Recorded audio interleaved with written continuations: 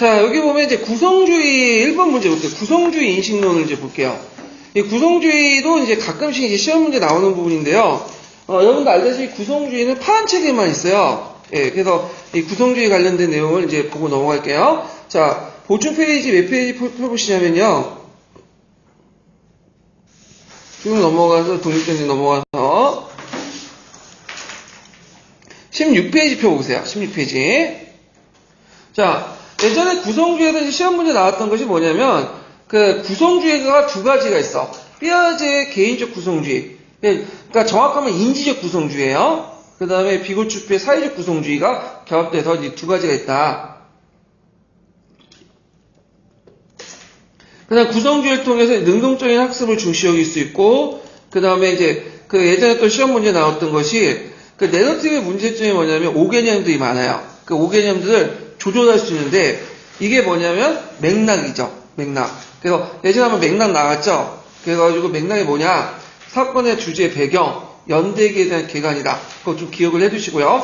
자, 그 다음에 맥락의 시사점은 역사가 이야기 형식에 담겨진 가공이 아니라 뭘 바탕, 팩트, 증거를 바탕으로 한 거다. 그래서 그 내용들. 그 다음에 내러티브의 장단점도 외워두셔야죠. 양날의 칼.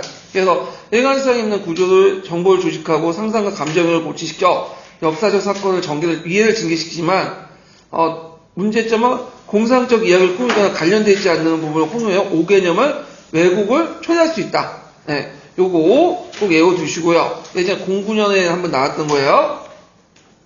자, 그래서 이제 이런 것들이 있고, 구성주의는 이제 뭐와 또 평가 방식과 뭐가 관련됐죠? 수행평가. 그래서 구성주의와 수행평가 관련된 내용들이 예전에 기출도 나왔으니까 확인해 보세요. 자, 거기 이제 1번 문제 볼게요. 다음은 구성주의 인식론에 관련된 내용이다. 작성 방법에 따라서 그 답안을 작성하시오. 최근에 구성주의 준요성이 부각되고 있습니다. 구성주의 학습 이론의 기본 관점은 뭐뭐입니다. 거기 이제 가야 될 것은 뭐냐면 그 아동의 기존의 성개념, 그다음 5개념의 학습을 통해 얼마나 교정되는가 그런 거에 관심이 있어요. 구성주의.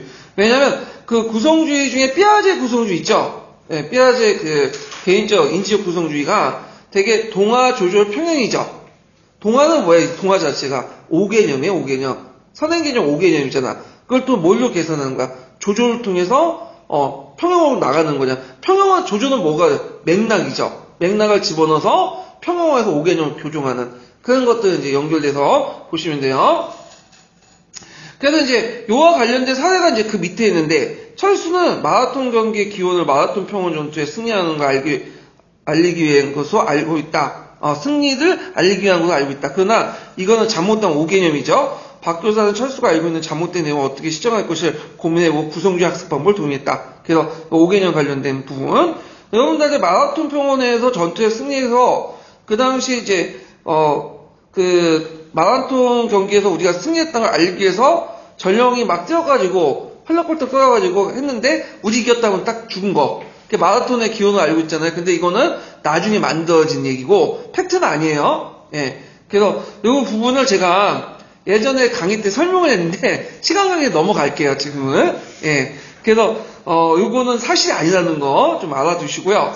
그 다음에 거기에 이제 내러티브 양날의 칼이 있죠. 양날의 칼. 내 성격을 가지고 있습니다. 그래갖고 이제 그 내러티브 문제점을 개선하기 위해서 사례를 한 가지 소개해 드리겠습니다. 사례 또 1이 나오죠. 그래서 이게 사례 1이 아니라 사례 2가 딱 맞겠네. 뭐 문제는 했지만 자, 철수는 방송 출연한 스타 강사의 강연에서 경종의 성불구자가 된 이야기를 듣고 놀랬다. 오타네. 놀랐다. 이렇게 쓰고 그 다음에 그 장희빈이 사약을 받을 때 아들 경종의 고환을 잡고 흔들었기 때문에 쭉 있는 더 이상 얘기 안 할게요. 자, 요거는 이제 누구 의미하는지 알죠? 그 스타 강사가. 예. 그래서 이거 왜 적어놨냐면 물론 이런 식으로 문제 안 나올 것 같긴 해. 극단적인 얘기고 왜 그러냐면 이제 그 강사를 싫어하는 분들이 되게 많아. 그래갖고 작년에도 그 내러티브 낸다고 그랬어요. 문제점을 낸다고. 왜 그 강사를 까기 위해서 내겠다고 한 교수가 있어갖고 혹시 그 교수님이 또 와가지고 아마 작년에 못 냈는데 올해 낼 수도 있잖아. 그래서 내러티브 문제점 한번 건너본 거예요. 예, 그래가지고 이렇게 이제 보고 자 그러면 기울게 의미하는 것은 양날의 칸은 예전 기출 문제 나왔으니까 기억을 해두셔야죠. 내러티브와 일관성 있는 구조로 정보를 조직하고 상상과 감정의를 고친 데 효과적이지만 또 아까 이제 얘기한 것처럼 공상적 이야기를 꾸미거나 관련되어 있지 않는 부분을 홍용하는 단점도 있다. 이거 꼭 기억을 해두시고요. 자, 그 다음에 여기에 보면 이제 구성주의 입장에 니은에 관련된 명칭. 장희빈이 사약을 받았을 때 경종이 옆에 있었다는 공식적인 기록도 없고 이 이야기를 경종에게 적대적인 애계가 빠졌네. 예. 자, 애계 적대적인 노동계 당서에 있는 내용이 있기 때문에 사실로서 믿을 수 없는 이야기다. 경종은 누가 지시해줬죠? 소론이 지시해줬죠. 그러니까 노론 쪽에 있는 그 당서는 노론의 입장에서 쓴 그 역사서야. 그러니까 일종의 좀 가장된 측면이 많고 왜곡된 게 많겠죠. 자, 그러면 요와 관련된 것들은 이제 뭐냐? 이거는 뭐냐면 맥락이죠. 잘못된 오개념을 시정하기 위해서는 뭐가 필요한 거야? 맥락이 필요한 거죠. 그래서 맥락 쓰시면 되고, 그 다음에 철수의 김교사의 말을 듣고 나서 역사는 뭘 통해서 알게 돼? 역사는 여기 안에 들어가는 맥락의 의미를 이제 내러티브의 문제점, 그래서 맥락의 그 시사점을 이제 쓰시면 되겠죠. 역사가 이야기 형식적인 단계적인 가공이 아니라 뭘 통해서 증거를 바탕으로 한 실제 내용과 탐구의 결과를 안다. 이거 꼭 외워두셔야 돼요. 예, 그 맥락이 어떤 이제 역사의 어떤 시사점을 줬는가. 역사학습에 요거 좀 기억을 해두시면 될 것 같고요. 자, 그래서 이제 내러티브 부분도 이제 구성주와 이제 내러티브 연결시켜갖고 이제 해서 구성주를 통해 내러티브의 문제점을 개선한다. 이런 식의 이제 제가 한번 취재해서 문제를 냈는데 내러티브 자체도 시험 문제 나올 가능성이 많아요. 최근 정보에 보면 한번 내겠다고 하는 교수들이 있더라고. 예, 그래가지고 내러티브가 14년 이후부터는 한 문제도 안 나왔어요. 예전에 그 객관식 기출에 자주 언급됐는데, 근데 한 번 이제 나올 때가 됐어요. 얘가. 예. 그래갖고, 내러티브도 좀, 그 문제점을 중심으로 좀 공부를 해주시는 것도, 도움이 될 것 같아. 자, 그 다음에 이제 2번 문제 볼게요.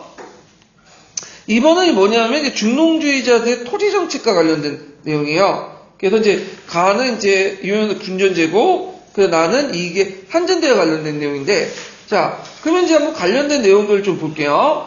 자, 몇 페이지를 펴시냐면 17페이지 펴보세요.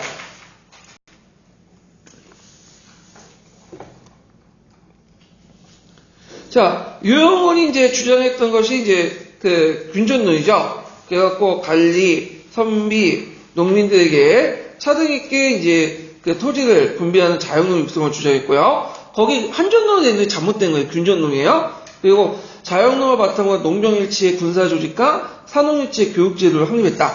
예. 그래서 이가 이제 한전제, 하한설 주장이었는데, 영업전을 이제 기준으로 해서 그 영업적이라고 했는데 전후 본치시고요. 그래서 그 가오에 필요한 그 영업전으로 해서 나머지 토지는 매매할 수 있도록. 그래서 장기적으로 올 때는 뭐죠? 점진적으로 평준화시키는 그런 정책들이 이제 이게 그 한전제죠. 그래서 이런 내용도 좀 기억을 해주시고요. 자, 유영호는 좀 예전에 뭐하고 또 관련돼서 나왔냐면, 노비제도와 관련돼서 나왔어요. 유영호이 이제 제시했던 노비제도가 뭐죠? 예, 노비종목법이죠. 노비종목법. 그 관련돼서 예전에 한번 시험 문제 나왔죠? 자, 그래서 이제 있고, 그 다음에 이제 그 밑에 보면 이제 적양원 같은 게 보면 여전론하고 정전제가 있거든요?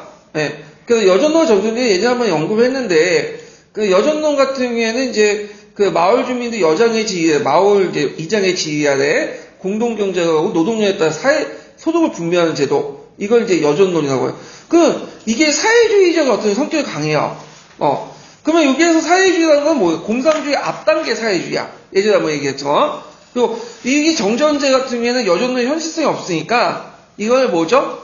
노동력을 통해서 보급 재해석해갖고 하는 것이 정전제죠. 그래서 원래 정전제와 또 다른 의미의 정전제다. 좀 기억을 해두시면 될 것 같아요. 자, 그러면 문제 풀어보면 다음 가해 토지제도의 명칭이 뭐냐? 유형의 균전제고요.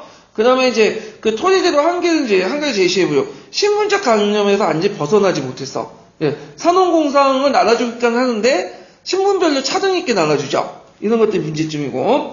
그 다음 나는 이제 2의 한전제죠.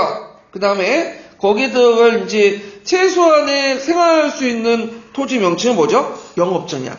네. 그래서 이걸 기준으로 해갖고 매매를 제한을 두는 거죠.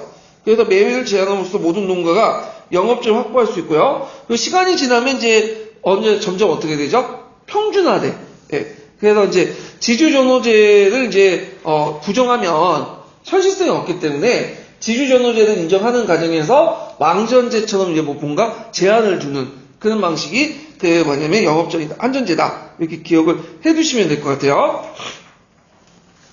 자, 그 다음에 이제 그 보너스 문제 좀 나중에 풀어보고 3번 문제 볼게요. 자, 3번 문제는 뭐냐면 신현명에 이제 관련된 내용인데 예전에 한번 객관식 기출에 나왔던 거예요. 그래서 이제 신현명 끝난 다음에 그 당시 이제 그 임시 약법이 만들어지잖아요. 그 과정에서 권력 구조를 어떻게 할 것이냐, 그런 논쟁이 좀 있었어. 그래서 송교행 같은 사람은 뭘 주장하냐면 위헌 내각제 같은 걸 주장하고, 그다음 손문 같은 경우에는 강력한 대통령제, 그러니까 총독제를 주장하죠. 그래서 서로 간에 의견 충돌이 있다가 어떻게 임시약법의 권력 구조가 이제 했냐면 일단 총독제, 대통령제를 바탕으로 해서 무슨 요소가 플러스 된 거죠? 송교행의 위헌 내각제 요소가 플러스 됐는데, 그 위헌 내각제 요소가 왜 플러스 됐냐면 그때 이제 정세가 좀 바뀌었어요. 왜냐하면 이제 그 당시 누가 왔어? 위안스카이가 그 군대 입고 오니까 일단 소문이 힘이 딸리니까 협상을 해가지고 위안스카이한테 총독직을 넘겼죠. 근데 이제 문제는 그 총독의 권한이 강하면 어떻게 안 되니까 그거 어떻게 돼요? 그 좀 약화시키기 위해서 위헌내각제 같은 임시약법을 이제 도입을 해가지고 집어넣은 거야. 그래서 위안스카이 쪽 때 임시약법이 어때? 마음에 안 들지, 견제를 하니까. 그래서 이제 뭐 나중에 폐기 처분하고 그러는데, 자, 그러면 이제 그 관련된 이제 그 문제를 볼게요. 그 관련된 이제 신해영론 부분은 이제 보충 페이지 몇 페이지야? 거기 19페이지에 있는 내용이니까 각자 보시고 이 부분은. 자, 가해 인물이 누구인지 말해보고 그 다음에 나사료의 명칭을 쓰시오. 그리고 이제 가해의 의견이 나사료에 반영된 당시 정세를 써보고 나사료의 역할을 한 줄 이내에 서술해보시오. 이렇게 했거든요. 자, 가해 인물 발언을 보면 본인 내각제를 바탕으로 위해 정치를 세우려고 한다. 자, 내각제에서는 내각이 좋지 않으면 경질될 수도 있고 있지만 총독제에서는 총독을 쉽게 경질할 방법이 없다. 총독이 경질되면 국제가 동요하기 때문이다. 그러니까 내각제 같은 경우는 내각제는 수상 같은 거 있죠. 수상은 쉽게 경질되잖아. 네. 자, 그래서 이제 이것이 나사조에 반영이 되는데 나사조는 이제 뭐냐면 이거는 중화민국 임시작법이야. 네. 그래서 이 임시작법이 아까 말한 것처럼 이런 것들이 이제 반영이 됐다. 그래서 총독제지만 그 내각적 요소가 많기 때문에 그 당시 총독의 권한을 제한하는 요소들이 많았다. 여기 기억을 해두시면 돼요.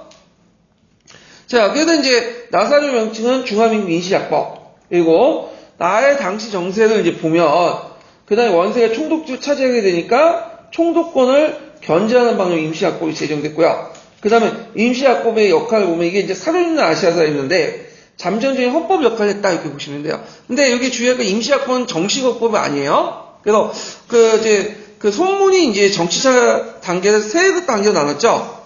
군정정치, 훈정정치, 그 다음에 현정정치. 그때 이제 임시약법이 만들어진 단계가 훈정정치야.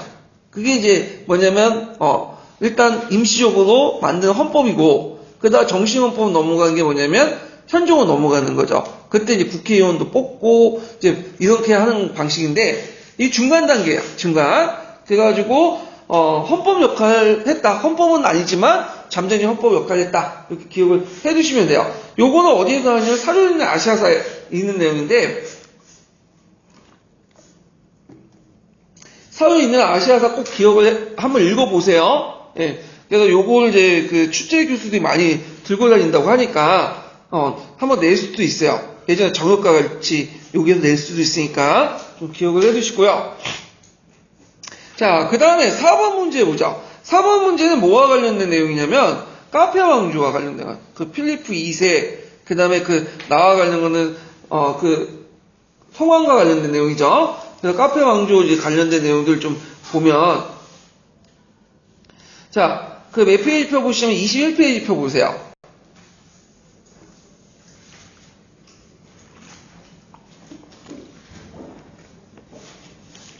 자, 카페 왕조는 카로링거 왕조가 혈통에 단절되면서 그 다음에 중소 영주였던 일드 프랑스, 오늘날 파리를 지배했던 그 유국 카페가 국왕을 충돌했죠. 그래서 처음에는 이 왕권이 상당히 미약을 했지만 나중에 점점 힘이 커져요. 네. 그래서 초창기 때는 대제국 연합제국가였어요. 그러면 왜 이제 조그만 중소제국이었던 카페를 왕으로 세웠냐? 왜냐면 대제국들 입장 올 때는 자기들이 왕이 되면 어떻게 싸움이 나잖아. 그러니까 얼굴마다 뭐 좀 힘이 없는 애들 골라가지고 왕으로 세운 거야. 그러면 카페 왕조가 왜 계속 지속이 됐냐? 그래서 카페 왕조는 처음에는 힘이 약했지만 점점 커진다고 했죠. 이 왕조는. 그래서 힘이 강해서 커진 게 아니라 오히려 살아남게 커진 왕조야.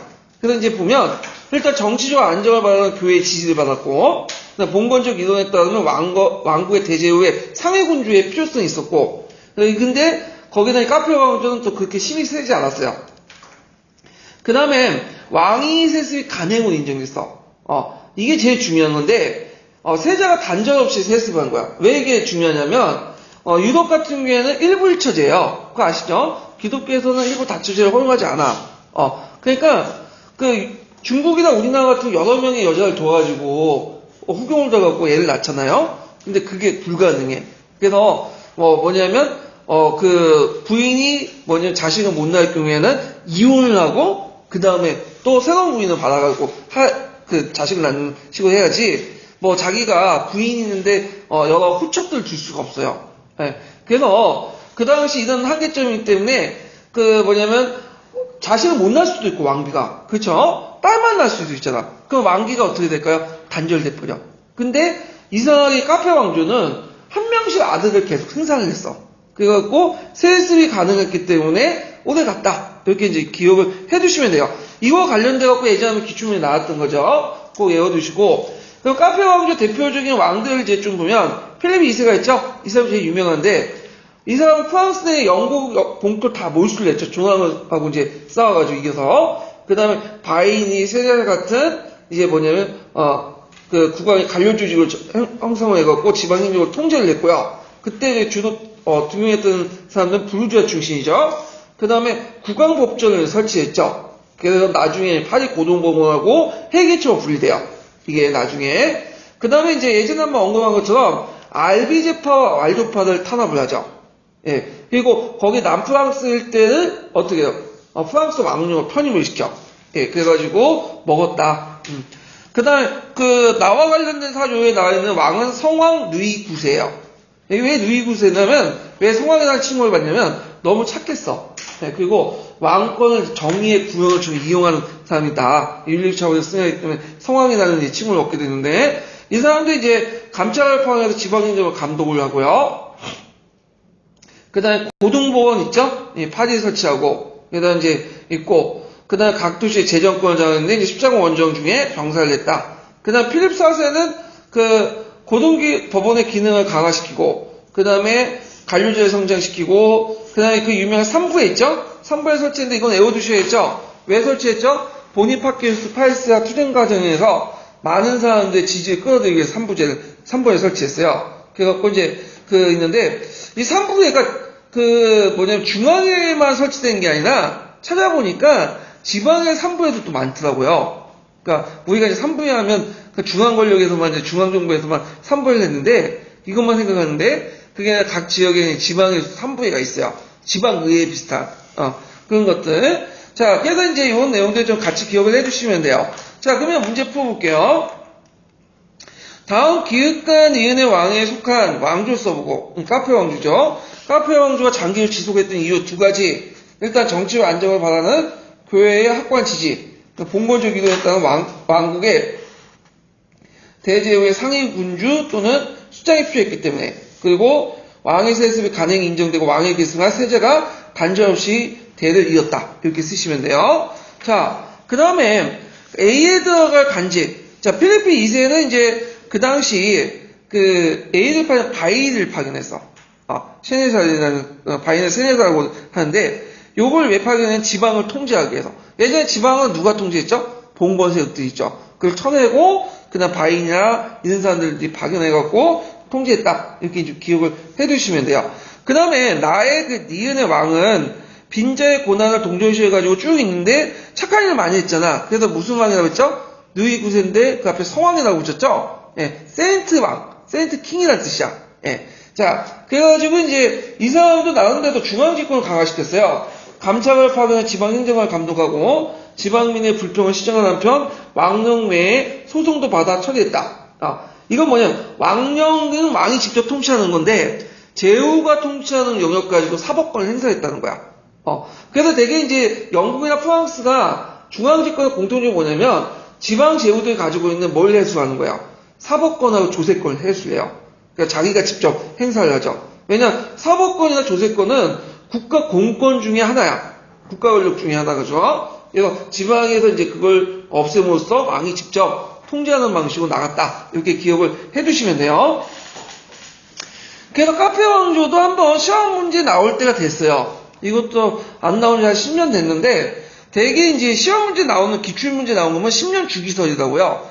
10년 되면 한번 나올 때 됐어. 그래서 이 카페 왕조는 10년이 됐기 때문에, 10년 주기설에 대해서, 내일 나올 가능성이 많아요. 자, 그 다음에 이제 뒤에 나와서 5번 문제 볼게요.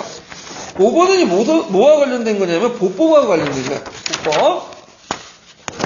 그래서 이제 보법이나 이제 그 당시 지방문제 성격에서 조금 정기 때 전반적인 내용인데, 군사제도와 관련된 내용도 시험 문제 자주 나오는 부분이죠, 주제에. 자, 그러면 일단 이제 그 문제 풀기 전에, 보충 페이지 잠깐 볼게요. 자, 조선전기 군사제도는 양인계병과 농경일치다. 예. 그러니까 요때 양인이라는 것은 신분상 양인이에요. 그러니까, 일반 사대부도 다 이제 군역의 의무가 지는 거죠, 원칙적으로. 근데 시간이 지나면서 일반 상민들만 지는 양역화됐다.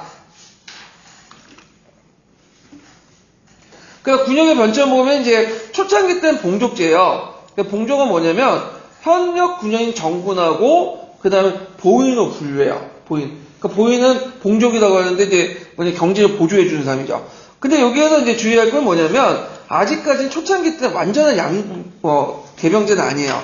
요때 군역을 짊어지려면 어느 정도 뭐는 있어야 돼. 최소한 땅은 가지고 있어야 돼. 봉족이든 그 다음에 정군이든 그래서 땅을 못 갖고 있는 그 소작인들은 군역을 짊을 수 없어요. 예. 그 다음에 기준은 이제 좀 기억을 하는데 보통 이제 우리가 조선시대의 기준은 호가 아니죠. 뭐죠? 인이죠. 인. 성인 남자잖아. 정남이잖아. 근데 봉족제 기준은 호예요. 호. 그래서 어느 식으로 하냐면 일단 물론 이제 지역마다 이제 기준이 다르지만 이게 보면 이제 평균적으로 보면 자연호 3호를 이제 기준. 요거 좀 이해해. 자연호 3호 뭐냐면 자연호가 있으면 하나는 이제 군으로 묶어요. 세 개의 호들, 자연을 거기에서 한 명씩 배출하는 거야.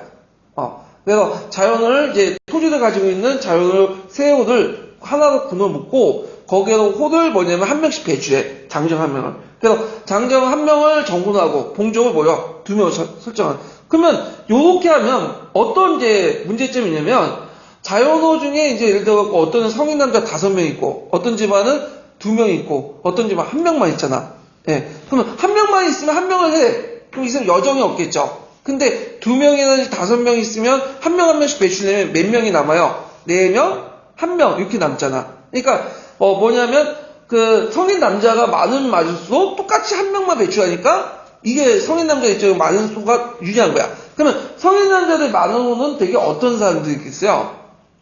부가 뭐냐면 그 집안 유지들이겠죠. 그러니까 이런 것이 좀 약간 뭐냐면 군역의 어떤 문제점이 발생을 한 거야. 군대 간 사람과 군대 안 간 사람들이 이렇게 생기잖아요. 자, 그래서 이런 것들은 안 되겠다. 그래서 원칙대로 하자. 그래서 세조가 실시한 보법은 어떤 식으로 하냐면 철저한 양인계병제야. 그러니까 모든 사람이 뭐예요? 군대 편입해. 그래서 종전에 자연을 묶어가지고 군을 만드는 게 아니라 뭐냐면 편으로 만들어요. 그래서 성인 남자 2명을 1호로 만들어요. 이게 1보야. 그리고 한 명의 뭐냐면 정군을 보조해 줄 수 있어요. 그리고 그 보조할 때 보인을 설정할 때도 어떤 식으로 설정하냐면 병종에 따라 달라져. 그래서 보병은 뭐 그렇게 중요한 건 아니잖아. 그러니까 2명 좀 보조해주고 그 다음에 이에 반해서 이제 뭐냐면 기병 같은 거 있죠. 기병은 돈이 많이 들어가죠. 그럼 2보, 3보 이런 식으로 해주는 거예요.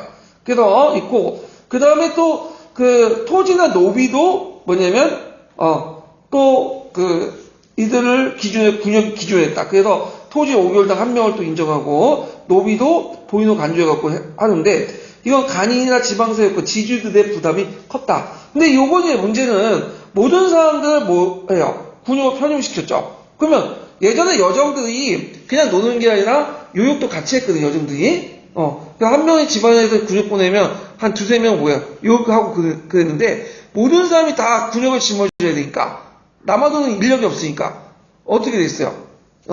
군역을 담당해서 이제 뭘 하죠? 요역을 내버려. 이런 문제점이 이제 등장하죠. 그리고 모든 사람이 군역을 담당하니까 문제점이 뭐냐면 농사 제도 지을 수가 없어. 그래가지고 안 되겠다 해서 대립제나 방구수포제 이런 것들이 편법이 생기죠. 그러니까 우리나라는 이제 문제점이 뭐냐면 항상 이제 그 원칙에는 예외가 있어요. 근데 예외가 시간이 지나면 내가 뭐가 되죠? 원칙이 돼. 그래서 이 대립제와 방구수포조 원래는 예외였는데 이것이 이 예외가 뭐냐면 제도화된 것이 뭐냐면 군적 수포제죠. 예전에 시험 문제 나왔는데 중중 때 1년에 2피씩 군포를 내므로써 군역을 치는 되고 병주에서 이를 주관해서 국가재정을 충당했다. 근데 문제는 2피를 받으면 군인을 양성을 해야 되는데 군인은 조금밖에 양성하고 그냥 가나에서 다 써버리는 거야. 그러니까 군대 수가 부족하죠. 그때 누가 쳐들어온 거죠? 그 당시 일본군이 쳐들어오니까 대응을 못하는 거야. 군인이 무자되니까.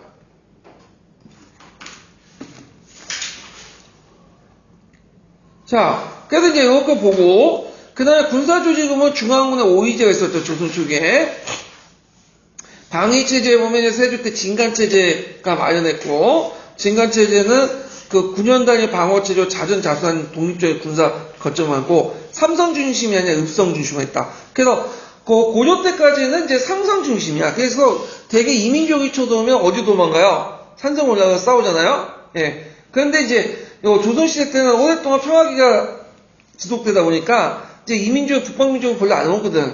그러니까 이제 산성이 아니라 읍성이야. 읍성은 뭐냐면 자기 거주지를 다 보호할 수 있는 성이야. 읍성 중에 제일 큰 성이 어딜까요? 한성이죠. 한성. 네. 그래갖고 이제 있고 그 다음에 방어조직의 특징이 뭐냐면 수군과 육군을 동시에 했다. 이게 되게 중요해. 예전 고조시대 때는 전반적으로 수군이 있을까 없을까요? 없어요. 네. 주로 뭐만 있었어? 육군이 있었어. 그러면 배는 없었냐? 함선은 없었냐? 함선이 있었는데 이런 시간 육군 조직 간에 수군이 한 부대 병종이 된 거야.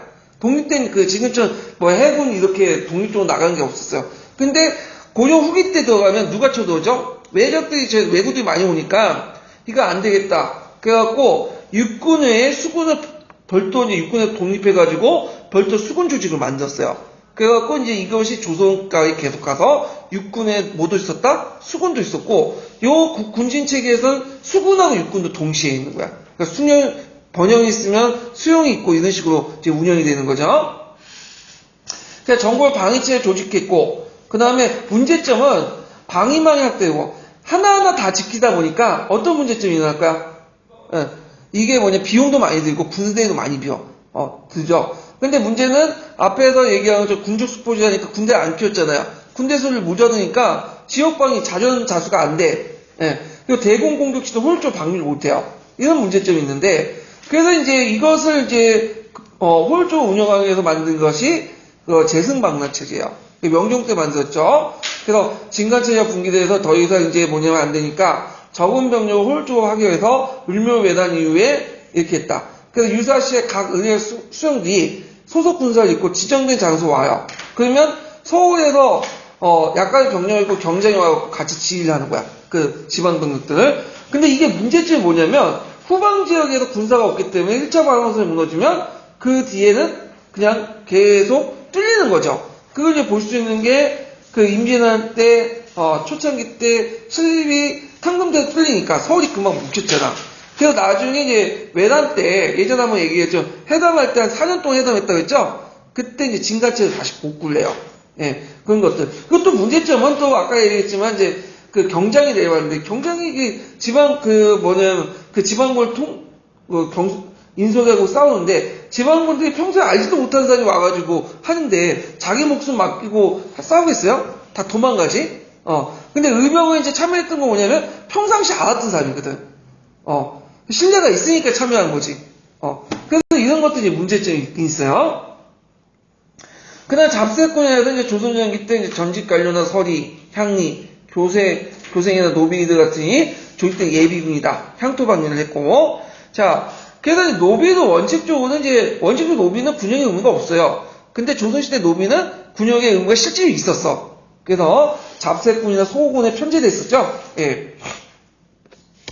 자, 그 다음에 이제, 그러면 문제를 풀어볼게요. 다음 사료에 관련된 그 동원 방식을 써보고, 가에 들어갈 보의 평성 원칙이 종전의 방식과 어떤 차이점이 있는지, 말해보시오.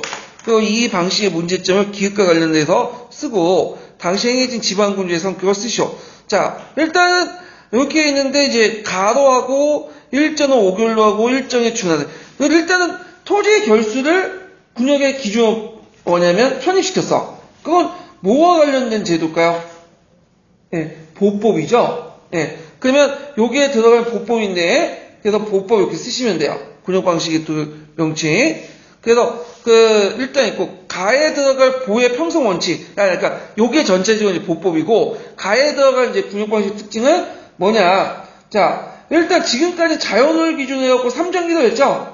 그래서, 3개의 자연에서 한 명을 배출하는 거잖아요? 장정. 해갖고, 이렇게 묶었는데, 이제 2.1보에서 군호로 해. 그러니까, 자연호가 아니라 편호가 되는 거야. 그러니까, 이때부터 봉족제가 이제 호가 기준이 아니라 이제 뭐가 되는 거야? 인이 기준이 되는 거야. 예, 요걸 좀 기억을 해주시면 되고요.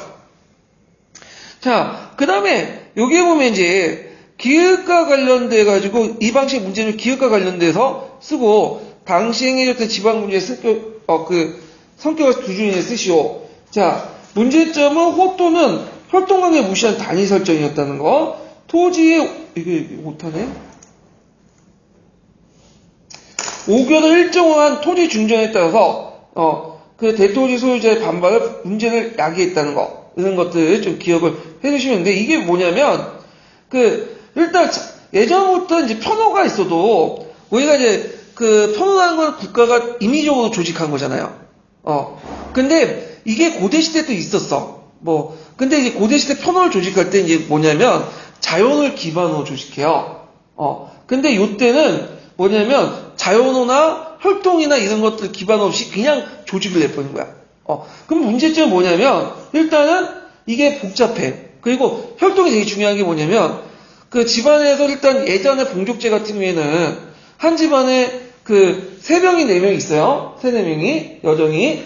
근데 이제 다 군역을 동원하지 않아요. 왜냐면 3명 중에 1명은 납동. 왜 납동이었어요? 대를 이어야 될 거 아니야. 대를. 그리고 전사를 하면 안 되겠죠. 그 집안에도. 그러니까 이제 이런 걸 배려해 주는 거야. 그래가지고 1명을 제외시키는데 여기는 그걸 다 무시해버리고 다 군역에 집어넣어 버리는 거야. 그러면 전쟁 나서 다 몰살려면 아니 집안 말아먹는 거 아니야. 그런 것들 뭐냐 생각을 해줘야 돼. 예. 그래갖고 지금 그것도 상당히 중요한 게 미국도 그래요. 미국도 전쟁 날 때 군대 동원하잖아요. 자기 형제를 배치할 때 전선에 다 투입시키지 않아요. 그러니까 2-3명은 만약 5명이면 형제가 2-3명은 전선에 배치시키고 2-3명은 지방 방위군으로 빠져. 왜냐하면 그 집안이 5명 다 죽으면 안 되잖아. 예. 그런 것들 이제 고려하지 못했다는 거야. 그래서 있고, 그 다음에 토지 중정이라는 건 아까처럼 5개월당 1명을 더 배출해야죠. 그러면 대토지 소유자 입장일 때 1명을 배출시키면, 어떻게 배출하게? 사람을 사가지고 배출하는 거예요. 그러니까 이제 이거에 대한 반발, 이런 것들을 이제 했다. 자, 그래서 이런 것들 좀 기억을 해두시고, 이것도 심포셈이 있는 내용이에요.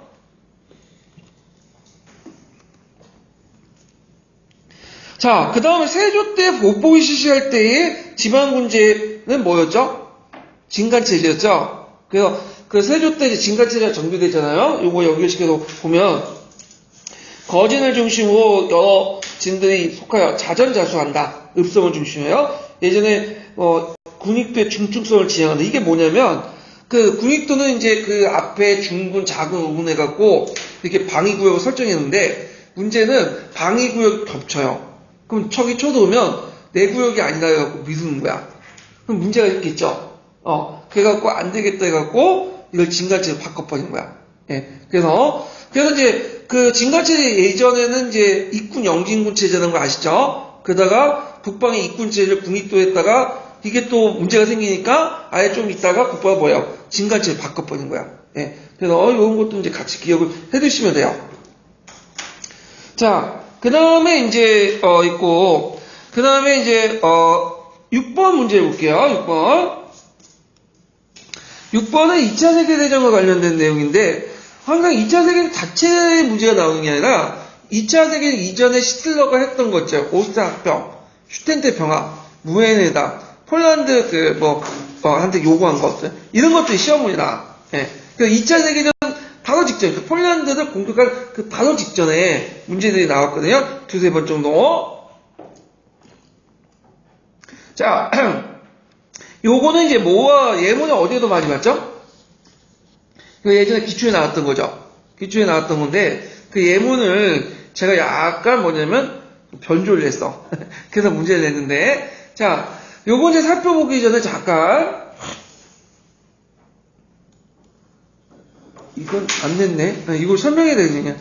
자, 그러면 이제 보면, 기획이 참가한 니은에 관련된 조약을 두 가지 써볼 거. 자, 외무장관 리페트로프가 이제 그 당시 몰로도프하고 이제 같이 조약을 맺었죠. 그때 맺어진 조약이 뭐와 관련된 거죠? 독서 불가침 조약. 그래서 상호간 불가침뿐만 아니라 조약국이 3국과 전쟁하는 경우 다른 조약국은 중립을 지킨다는 내용이 있어요.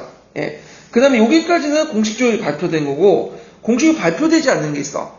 폴란드를 양분했죠. 그래서 바르샤바를 기준으로 해가지고 동쪽은 러시아가 먹고 소련이 먹고 서쪽은 독일이 먹어. 그래서 독일군이 폴란드 서쪽을 칠 때 동시에 누구 친 거야? 러시아도 같이 점령했어요. 예. 그래서 이제 그 땅을 2차 세계가 끝나면 돌려줘야 되는데 소련이 돌려주지 않아. 이걸 이제 그 당시 소련도 편입시키죠. 대신에 폴란드를 돌려주지 않고 땅을 돌려주지 않고 누구 땅을 떼어다 준 거야? 독일 땅을 떼어다 준 거야. 그래서 이것 때문에 오데는 나이세스 강을 기준으로 해서 독일 땅을 떼어줬거든요. 그것 때문에 나중에 이제 독일하고 서독하고 폴란드 간에 외교적 문제가 되긴 했는데, 자, 그래서 이제 이런 것도 있고, 그 다음에 폴란드 침공 해가지고 독일 니은의 침공을 연구해왔던 두 개 지역이 어디죠? 단치니 자유시와 폴란드 해랑이죠. 폴란드가 밖으로 나갈 수 있는 것들인데, 원래 단치니는 독일이 많았던 지역이고, 그 다음에 폴란드 해랑은 뭐 때문에 그랬냐면, 독일 보면 동프레스라는 지역이 있어요. 이 동프레스는 지금 이제 소련령인데, 그 지역이 독일이 많이 거주했는데, 그게 독일 땅이에요. 근데 독일 본토가 떨어져 있어. 거기에 연결되는 지역이 단치니하고 폴란드 하랑 지역이야. 근데 그 폴란드 하랑 땅까지 요구하니까 폴란드 들어주겠어? 안 들어주겠죠? 예. 그러니까 그것 때문에 전쟁이 났고. 그 다음에 1938년 3월 독일은 어디를 합병했죠? 오스트리아를 합병했죠? 참고로 히틀러는 독일이 아니에요. 독일에 태어나지 않고 어디에 있었죠? 오스트리아. 예. 그래서 빈 부근에 있었던 지역에서 태어났던 사람이죠.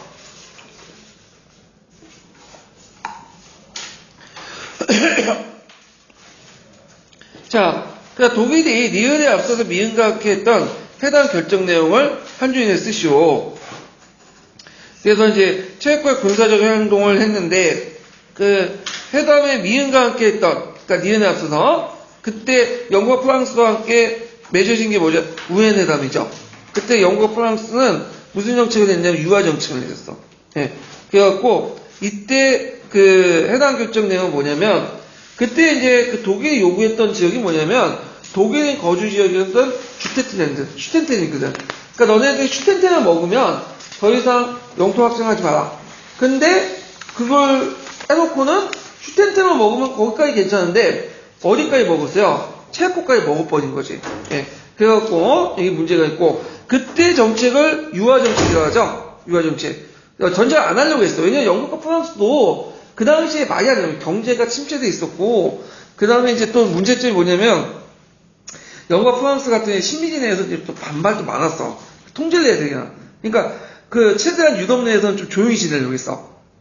그런 것도 있고 전쟁 준비도 제대로 안 됐고 그런 등등 해가지고 이제 유화 정책을 했지만 히틀러는 아니었죠. 예. 그래갖고 하여튼 그런 것들 예전에 한번 기출문제 나왔으니까 좀 기억을 해두시면 될 것 같아요. 그 다음에 7번 문제 볼게요. 7번. 자, 7번 뭐와 관련된 거냐면 병창 기지화 정책이야. 자, 그 병창 기지화 정책 순서 꼭 외워두세요. 30년부터 해갖고 40년대까지 내용인데, 자, 일단은 몇 페이지 펴보시냐면 24페이지 펴보세요.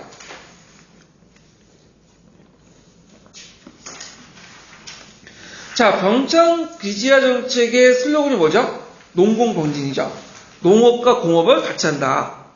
그래서 그 당시 일본이 만주사업이나 중일전쟁하면서 우리나라를 이제 일종의 후방을 병창 기지화 만들려고 했죠. 그래서 전쟁 수행에 필요한 군수물자 생산을 하고, 그래서 이제 남면 분야 정책이나 중국 육성 정책 등등을 펼쳤고요. 그 다음에 이제 이때 일본 자본들이 대거 들어왔어. 예. 그래서 이제 일본과 한반도를 하나 묶죠. 만주하고. 그래서 남면 분야 정책을 1930년대에 삼미 증식 계획이 중단되면서 이제 공업 연료 증상 정책을 했는데, 그 당시 그 대공황 이후에 그 당시 그 불육 경제가 이제 형성돼가지고, 그 당시 일본 그 뭐라 그럴까 값싸게 외국에서 원료 구입하기 어려운 상태였어요. 그래서 원료를 이제 생산하기 위해서 남부 지역의 면화나 북백 명약을 사유해서 값싼 원료 공급주 삼고 일본 방적가를 보호하게 한 거다. 그런 것들 좀 기억을 해두시면 되고요.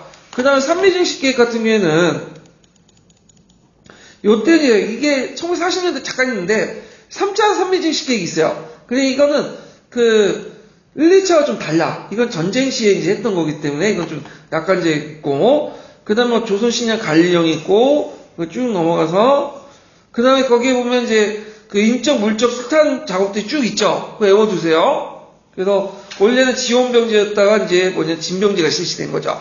예. 그 다음에 여자 정치대 근무령 등등. 몇 년에 뭘 했고 몇 년에 순서 꼭 기억을 해두셔야 돼요. 예. 자, 그래갖고 이제, 이렇게 한번 살펴봤고, 7번 문제 이제 좀 볼게요. 자, 여기 보면 이제, 가와 나를 실시한 순서대로 나열할 거. 자, 이렇게 있는데, 자, 여기에는 이제, 먼저, 어디가 먼저일까요? 가죠. 그래서, 남명, 분야정책. 이게 이제, 언제냐면, 제2차 삼미증식 정책의 중단 시점, 1934년이야. 그거. 그 두 번째가 뭐냐면, 여기 보면, 라저. 그래서, 그 1938년.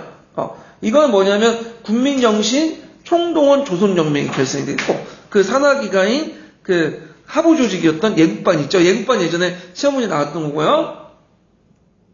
그 다음에 이제 나아가 1940년. 그래서 미국 시장의 유통을 금지해 식량배급과 미국 공출제도. 그러니까 그 당시에 전쟁 기간이었어. 그래서 그 공출제도는 여러분들 뭐예요 이거는? 일정한 값싼 가격으로 강제로 사들이는 거죠. 예. 그러니까 농민들이 시가보다 낮은 가격으로 사기 때문에 되게 어려운.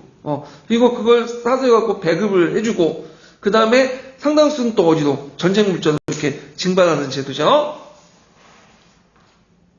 그 다음 마지막은 어딜까요? 마지막은 다죠. 만 20세가 된 청년들을 우선 전선에 동원 진병제를 실시했다. 예.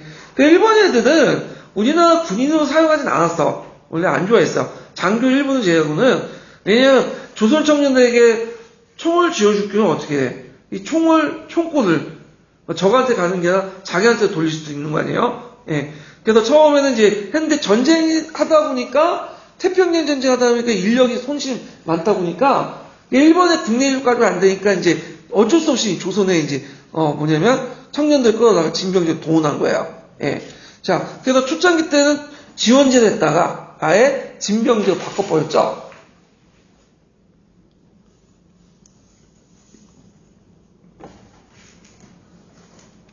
자, 그 다음에 여기에 보면 이제 기획을 실시한 목적, 남면 분야 정책을 왜 실시했을까? 아까 말했처럼 우리나라를 값싼 공급지로 삼아서 일본의 방직업자들 보호하게 해서. 예.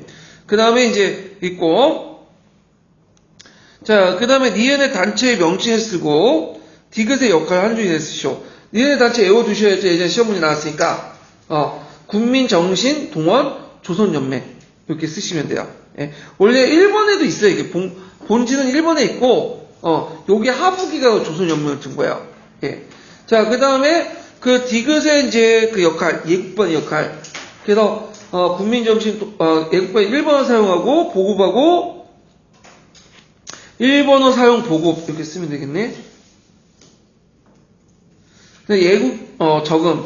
예국 적음 많이 적으면 이게 강제로 이제 뺏는 거고, 그 다음 한국신민선사 낭독, 신사참배, 일장기 강요 등을 개항들 강요했다. 그러니까 오늘날 이제 그 기원했던 게 이제 그 예국반이 이제 후신이요 반상에 있죠. 요즘에 반상이 하는지 모르겠는데, 예. 그 반상회가 예국반을 기원으로 갖고 만들었다고 그래요.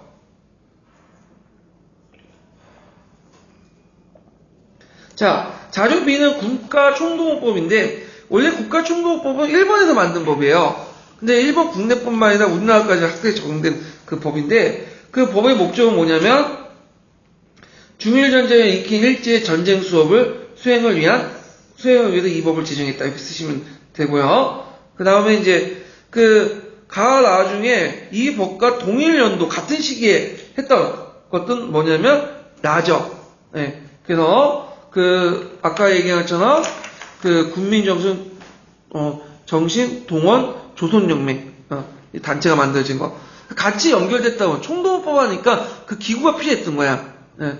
그래서, 이거와 연결시켜서 같이 보시면 될 것 같아요. 그래서, 그 당시 병창 기지화 정책에 일본의 수탈했던 여러 가지 법이나 제도, 이런 것들, 연도를 좀, 정확히 좀 기억을 순서대로 외워두시는 것도 좋을 것 같아요. 자, 그 다음에 보너스 문제는 이제 나중에 좀 풀어보고요. 자, 8번을 이제 볼게요. 자, 4차, 5차, 6차는 이제 감정이익과 관련된 부분을 한번 주제로 냈어요. 그래서, 5차는 감정이익 전반적인 내용을 냈고, 그 다음에 그 뒤에 이제 내일 할 6차는 감정이익 단계 있죠. 2개 모델. 이걸 이제 가지고 했는데, 자, 잠깐 이제 몇 페이지 펴보시냐면,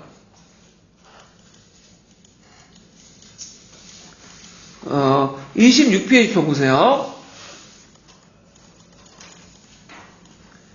자, 감정이익인데, 이제 감정의 수단 분류해서 인지조소, 정의조소, 위사소통조소예요. 그 인지조소는 맥락적 지식이 필요하다고 했죠? 맥락적 지식은 뭐죠? 사료죠. 예. 근데 사료가 부족할 경우에 상대적으로 이제 보조조, 정의조소를 드죠. 지금 관점에서 이제 보는 능력이고, 그 다음에 쭉 넘어가서, 자, 감정이익의 역사적 이해 특징은 행위자의 이해와 역사상의 맥락적 지식을 바탕으로 하고 있고, 그 다음에 여기 보면 인지적 성격이 상당히 강하다. 그렇지만 부분적으로 어떤 성격도 있죠? 정의적. 왜냐하면 자료가 부족할 때는 어쩔 수 없이 정의적 성격이 있어야 돼요. 예. 자, 그 다음에 니의 감정이입이 이제 예전에 전제 조건이 나왔죠. 그거 외워두세요. 보편성, 특수성, 개통성, 합리성.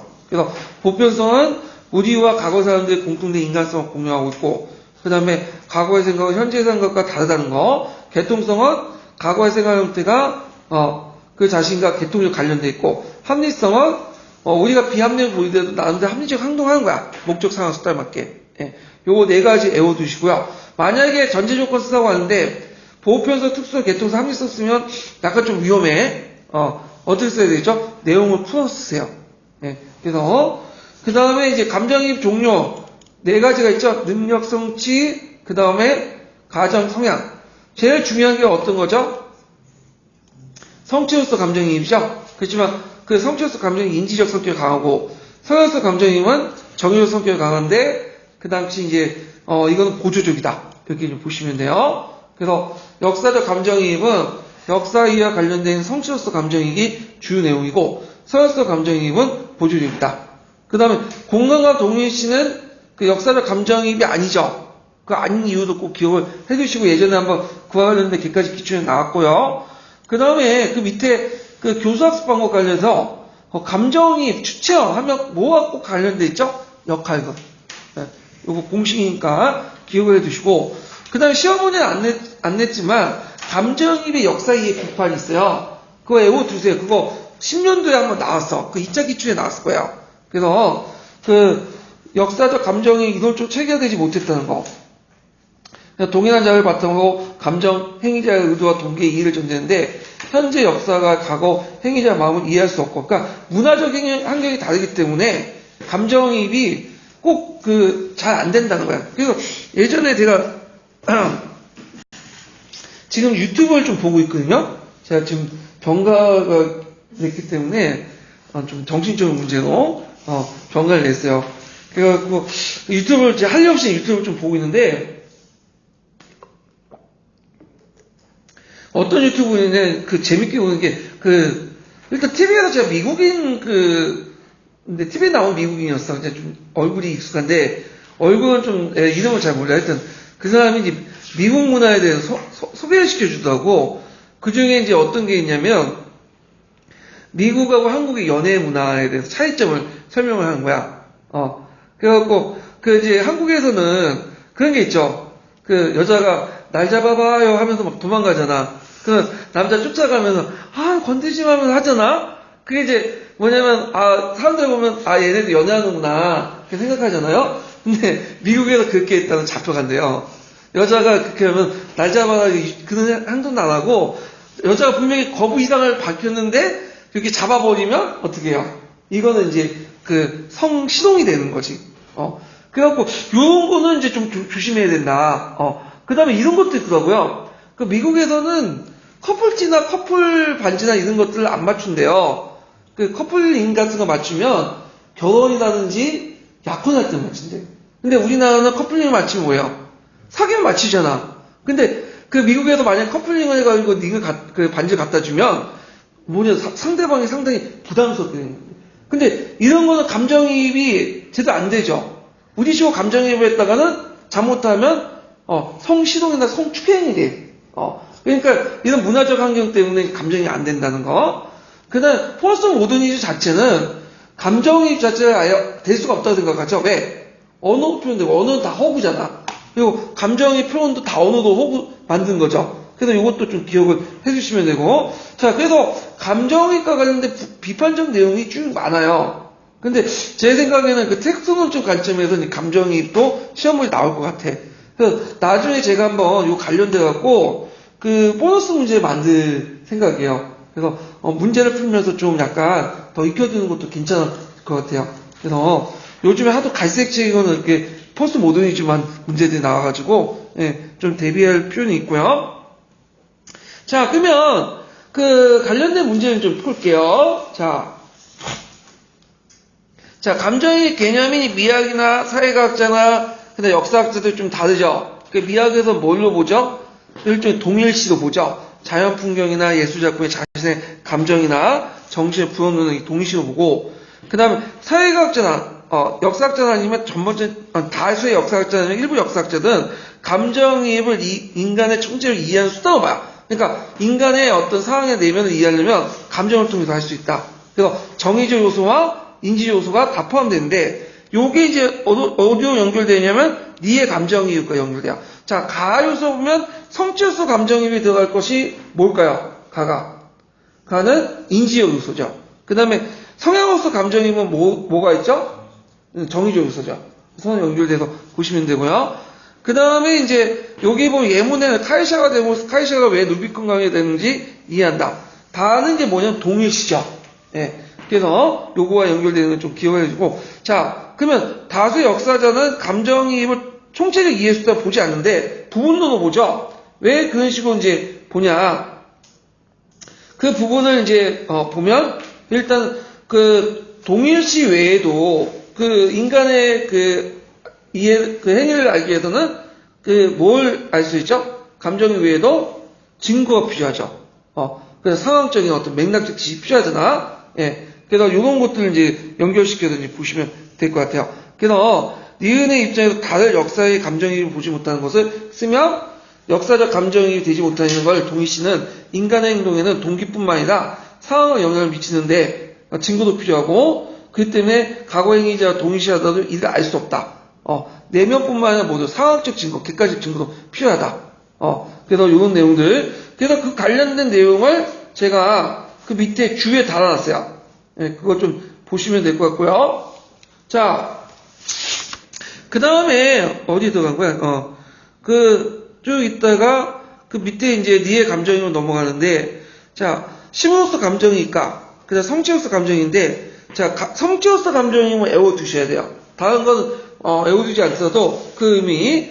자, 만약에 쓰라고 하면 어떻게 쓰냐? 행위자 믿고 가치롭게 여기고, 느끼고 얻는 것도 아는 거. 행위자 믿음을 받아들이고, 감정의 영역을 고려하는 거. 근데 주의할 것은, 요때 믿음을 받아들인다는 거는, 뭐예요? 그걸 동감한다는 게 아니에요. 그런 생각 가지고 있다는 걸 아는 거야.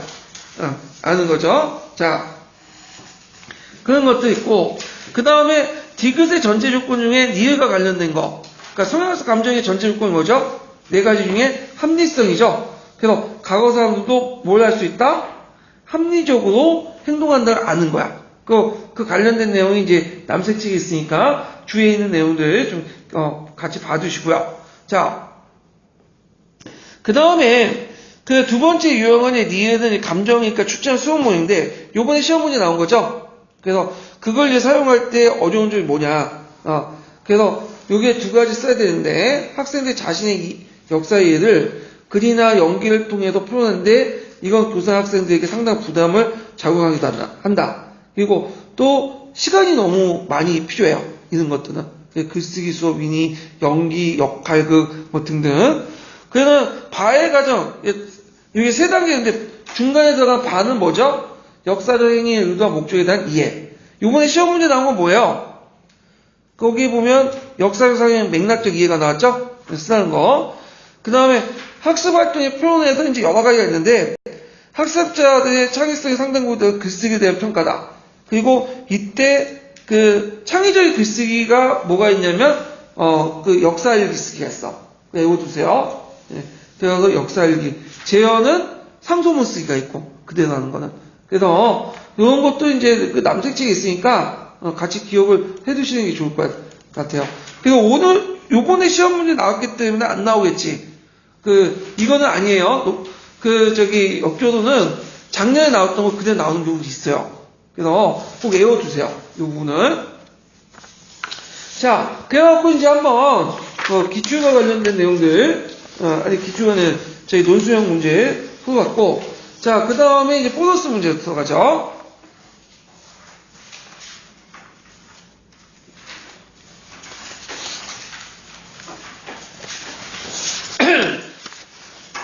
자, 보너스 문제는 이제 1번 문제 보면, 1번 문제가 어디 있나, 이게 구속정이 있어갖고, 4페이지 더 보세요, 보너스 문제.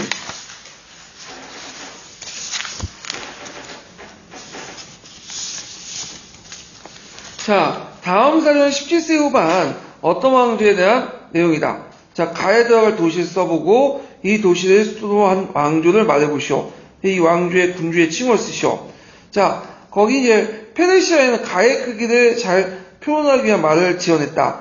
가에는 기독교, 유대교, 이슬람교, 조사스교 등 온갖 종교를 믿는 주민이 있고 또한 세계 각지에 상인들이 모여들고 있다.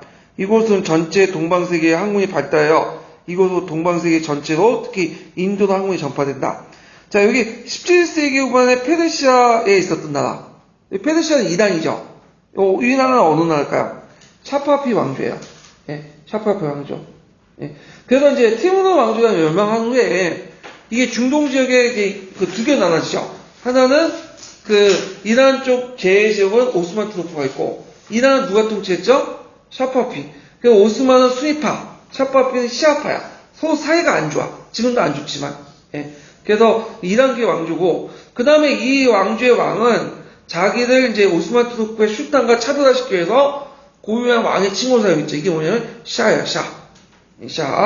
그래서 샤파피 왕조가 망한 다음에 카자드 왕조가 있고, 카자드 왕조가 망한 다음에 파라드 왕조가 등장하죠. 이란 계통의 왕조예요. 그래서 샤파피 왕조의 수도는 어디냐면 이스파한이죠. 외워주세요. 이스파한. 그래서 이제 샤파피 왕조와 관련된 내용을 이제 했고, 그 예문은 이제 어디에 있는 예문이냐면 이제 그 당시 프랑스인이 거기 가서 이제 그 이스파한에 머물면서 했던 경험담을 조금 페르시아 여행기에 있는 그 사료 부분을 빼갖고 냈어요. 한번. 자, 그 다음에 이제 2번 문제 볼게요. 2번 문제. 2번 문제가,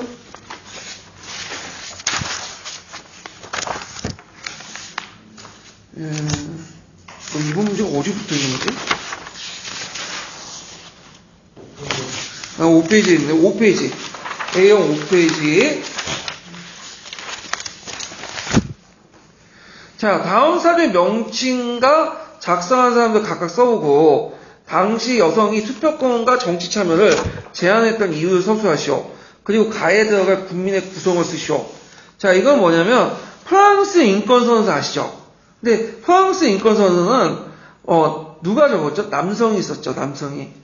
물론 이제 미국 독립선언서 외에 비교할 때 여성이라고 좀 약간 보편적인 성격도 있지만 아직 한계가 있어. 그래서 여성에 대한 인권선언서 필요해가지고 쓴 거야.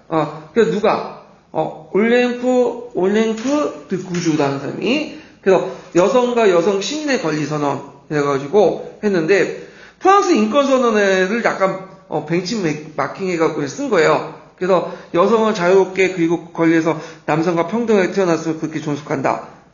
그래서 모든 정치적 결사의 목적은 여성과 남성의 자연적인 소멸할 수 있는 권리를 보존한다.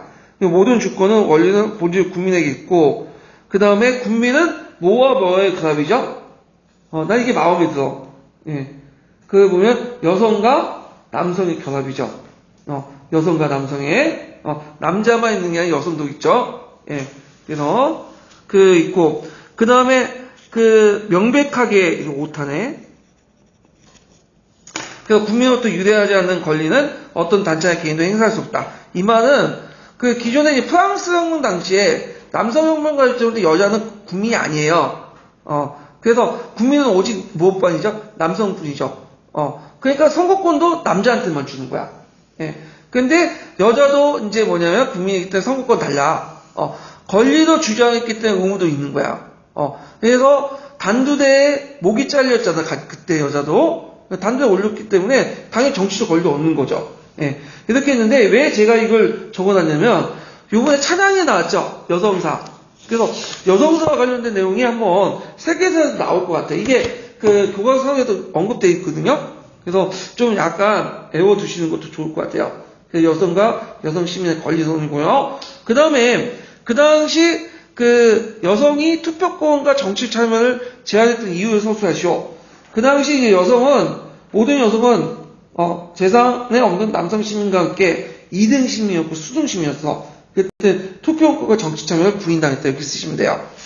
그러면 프랑스에서 투표권이 얻게 된 것은 몇 년이에요? 1946년. 그래서 프랑스 같은 경우는 좀 특이하게 사상적으로 되게 진보적이에요. 근데 종교 문제하고 여성 문제에서 상당히 보수적이야. 좀 약간 이중적인데, 그래서 드골 대통령이 그 당시 이제 여성들에게 투표권을 줬던 이유로 그게 좀 여성 인권이 이제 앞서갖고 그런 건 아니라 그다음 사회주의자들이 너무 확산되니까 여성들은 좀 안정적이다. 보수적인 어떤 투표를 한다 해갖고 사회주의자들 진출을 막기 위해서 투표권을 준 거예요. 그러니까 유럽에서 제일 나중에 준 거야. 그래서 예전에 한번 시험문제 나왔죠? 다른 나라는 1차적인 직후에 많이 줬잖아. 근데, 프랑스만은 2차적인 뒤에 준 거야. 예. 그래서 이게 좀 차이가 있는데, 자, 그래서 이제 이런 거와 연결시켜서 같이 보시고요.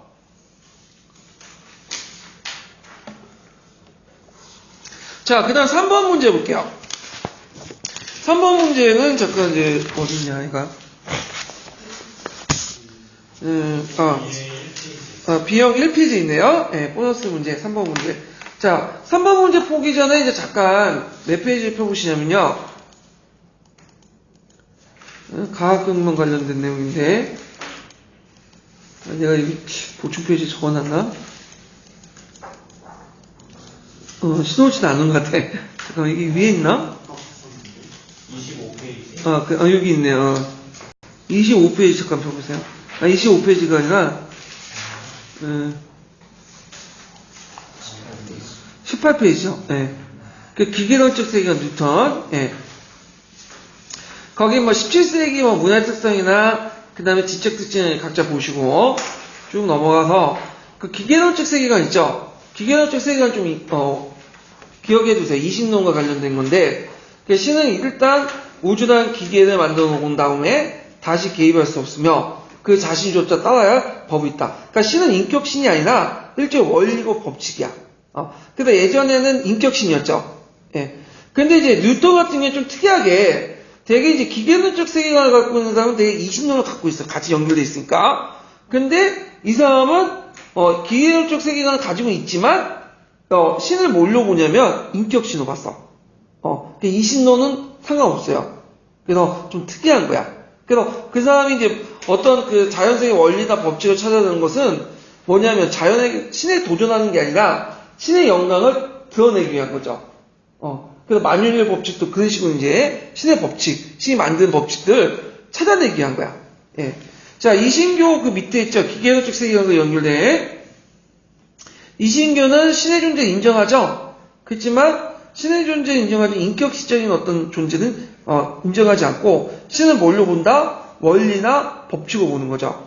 그래서 전지정령의 절대적 인격신대내 대신에 기계와 같은 우주적 창조자, 우주기계의 법칙을 인식하고요. 그래서 종교적 간용은 옹호했다. 그래서 쭉 있고 그 다음 뒤에 넘어가서 뉴턴 있죠. 뉴턴의 저서 외워두셔야죠. 프린키피아. 예. 그래서 우리말로 번역하면 자연철학의 수학적 원리.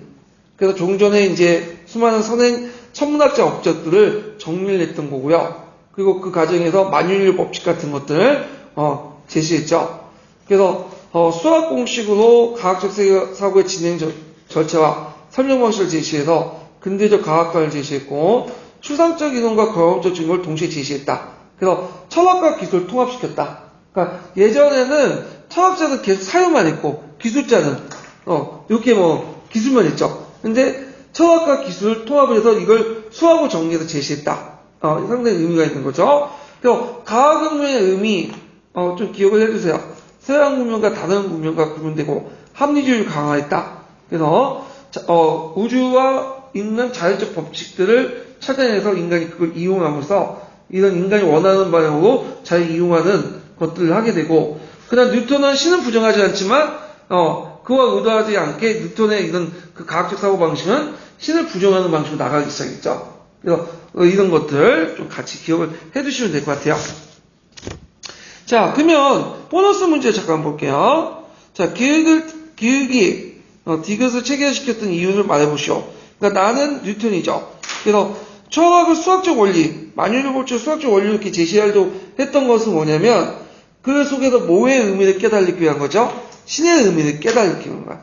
그래서 이 사람은 기계론적 세계를 믿지만 이신론은 안 믿는다고 했죠? 자, 그 다음에 니은의 체계의 명칭을 쓰시오. 이거 뭐죠? 프리키피아. 그거 외워두시고요. 그 다음에 여기 보면 기획의 후대 사상에 영향을 미친 내용을 쓰고, 그 다음 니은을 통해 입증한 천체 이론을 쓰시오. 그러니까 뉴턴이 이제 후대 사상에 영향을 미친 것은 뭐냐? 인간의 이성을 중시 여기는 생각은 인간의 합리성에 대한 믿음과 인간의 능력에 대한 확신을 이어진 계몽사상의 초석이 되었고요. 그 다음에 과학적인 관찰과 실험의 역할을 중요시 여기는 사고방식은 자연한 신의 섭리로만 이해했던 사람들의 세계를 바꿔놓았다. 그리고 이거는 종전을 천문이론으로 입증했는데 이걸 뭘 했죠? 지동설. 그래서 지동설을 이제 처음 제시했던 사람이 누구야? 코페르니쿠스죠. 그걸 경험적으로 관찰한 사람이 누구죠? 갈릴레오죠. 근데 그것을 수학적으로 정리해갖고 만유인의 법칙의 체계화해서 제시한 사람이 누구냐면 뉴턴이에요. 네, 이렇게 연결시켜서 보시면 돼요. 자, 그 다음에 뒤에 넘어가서 몇 번 넘어가냐면 4페이지 4번 문제 볼게요. 자, 4번과 5번은 이제 뭐와 관련된 거냐면 계몽사상가들과 관련된 거예요. 볼테르니, 몽테스키니 그런 사람들 관련된 것인데, 자, 아까 이제 몇 페이지 펴보시냐면 쭉 보충자료 보면 25페이지 펴보세요. 자, 25페이지 계몽사상가들 보이죠? 그래서 그 계몽사상의 내용이 예전에 한번 시험문에 나왔어요. 그래서 인간은 이성을 가지고 있고 그것에 위한 인류의 무한한 진보를 믿고 인간의 이성이 자연과 우주를 움직이는 법칙을 인식하면 앞으로 이제 그 인간은 진보할 것이다. 그 믿음이 이제 계몽사상인데, 자, 계몽사상가 중에 이제 대표적인 볼테르야. 예전에 시험 문제 나왔죠? 이신론적 입장에서 종교 간용을 주장했고요. 그 다음 교회의 부패를 공격하고, 그 다음 신앙의 언론과 출판의 자유를 주장했고, 영국의 입헌 정치를 동정했고요. 계몽군주에 영향을 미쳤다는 거. 그 다음 몽테스키는 법의 정신을 썼죠?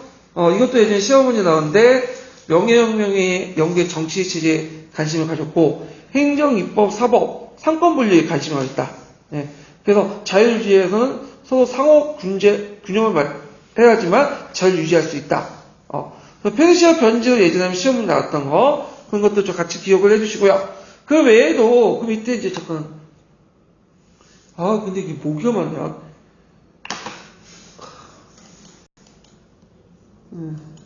그래서 이제 그 외에도 백과전소파가 있거든요.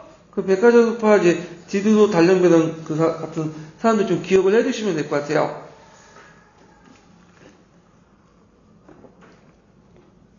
자, 그러면 이제 보너스 문제 4번 문제 볼게요.